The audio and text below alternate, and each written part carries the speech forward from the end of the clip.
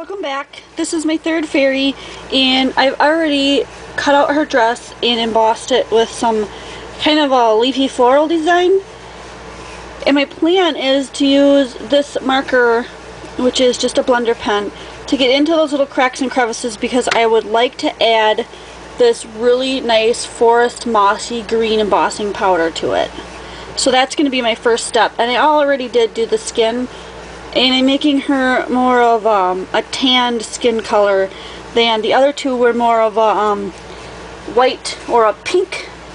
This one was a very pinkish color, so she's just going to be a little bit tanner than the other two.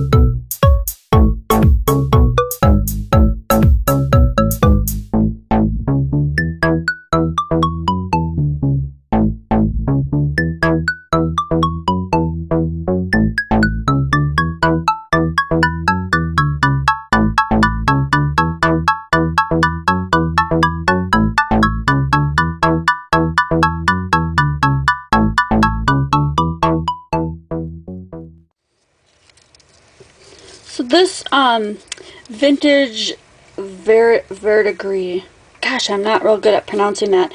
Anyhow, that mossy, really fun foresty green, it has some gold in it. It looks really shimmery when you put it on, but it still looks kind of mossy. It's really fun. So that's going to be her dress. I'm not going to leave it white though. I think that probably I will ink.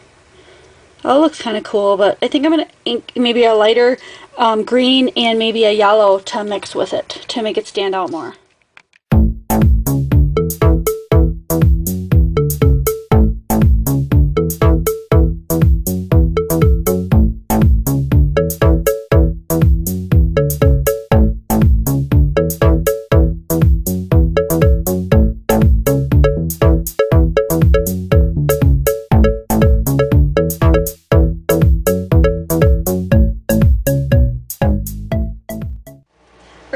I was trying to use one of my embossing markers and I have refilled it. I went ahead and just poured some on the mat, and that's what I was using.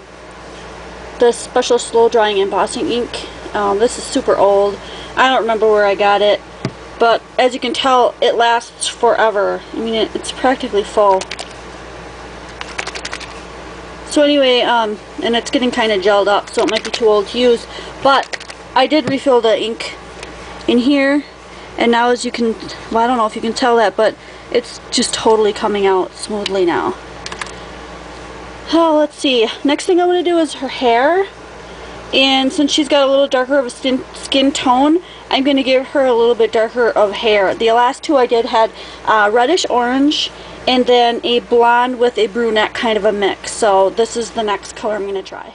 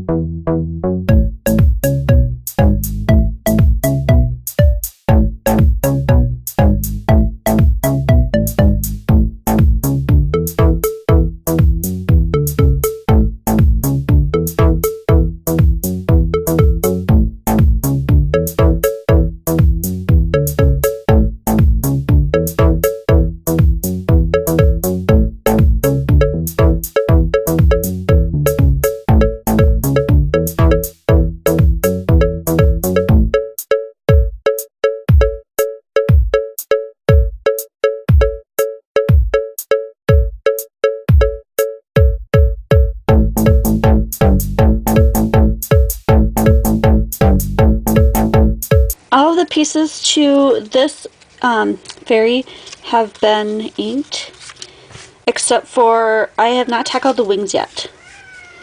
But I have these leftover pieces that I'm thinking I might use for her. I'm not sure yet, but I also have these wings that were left over from my last fairy because I didn't like the way hers looked. So either I'm going to use one or the other, or I'm going to somehow attach these to this one. See, they were on the inside, but if I overlap them and attach them, I can maybe make them a little bit more 3D, and that would look really cool. So I'm going to glue these pieces together next and take care of my whiny cat, since you can hear him in the background.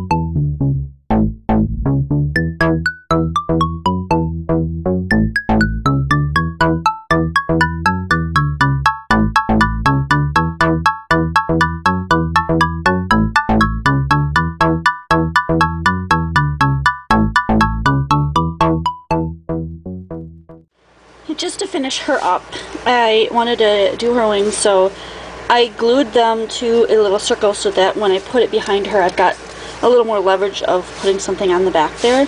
Plus, I can make them bend out three-dimensionally towards the back with that. So I used the same colors that I did before for her dress, basically, which was Summer Sun and Green Galore. And a little bit darker on the edges because I was going to use this green because pearlized on the edges, but I think I'm going to go ahead and do the whole darn thing in glitter. That same kind of themey glitter that I did for the other two. So I'm going to do that next. Of course, I'm going to use my dirty Versamark stamp pad. I'm going to ink this up. I will dump powder on, and then I will set it until it melts.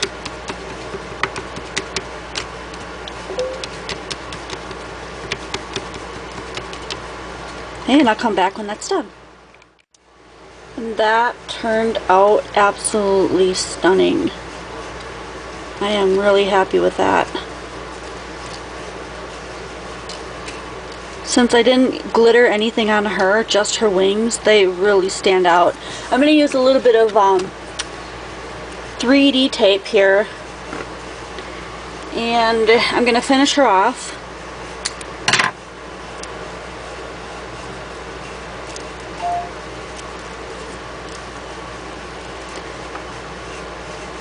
That I can finish this up. That looks good.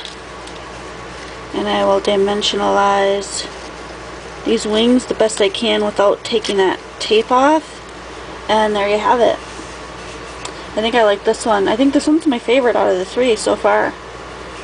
Okay, I'll take some pictures and finish up the video so that you guys can see her a little bit more close up. Thanks for joining me. See you next time.